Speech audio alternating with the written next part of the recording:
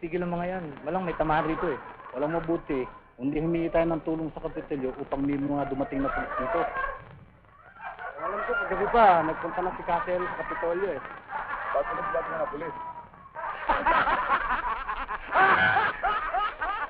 Baltasar! Baka tamaan ako, ha? Hoy! Tama na yung reklamo! Bakit? Wala ka ba tiwala kay Baltasar? Hindi naman siya ganun. Kaya lang nakainom na eh. Baltasar! Siguruhin mo lang sa itlog ang tama, ha? Huwag sa ulo ko! Eto na! Pasensya ka! Ikaw ang matalo sa bulutan, kaya ikaw dyan!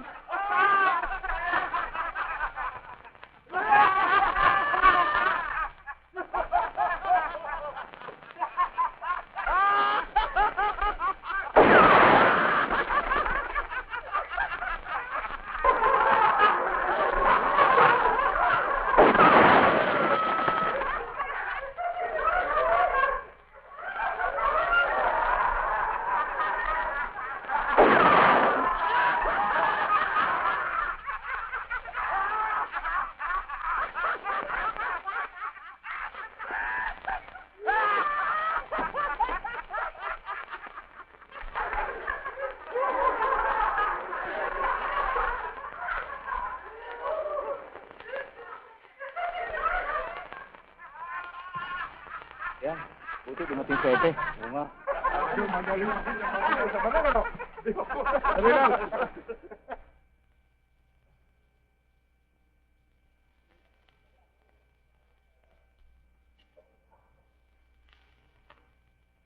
Alam kong kayo yung mga panauhin dito ni Don Onofre. Ibig kong malaman ninyo na ang bayan ng Saul ay tahimik at mapayapa bago kayo dumating. Kakatuwa lang, ano. Hindi na kailangang magpaputok para magsaya. Kayo magpapaputok ng inyong baril doon sa dagat o kaya sa bundok. Hindi ko ipinagkakaila na kami mga taga rito sa bayan ng Saul ay may utang na loob kay Don Onofre. Ngunit, tandaan niyo ang sasabihin ko sa inyo. Hindi ko na gustong maulit ang mangyari.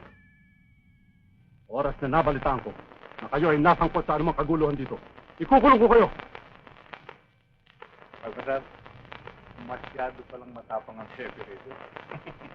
Ano, Baltasar? Alalagpasin niyo ba ang mga sinasabi niyan? Kung gusto mo may kurang.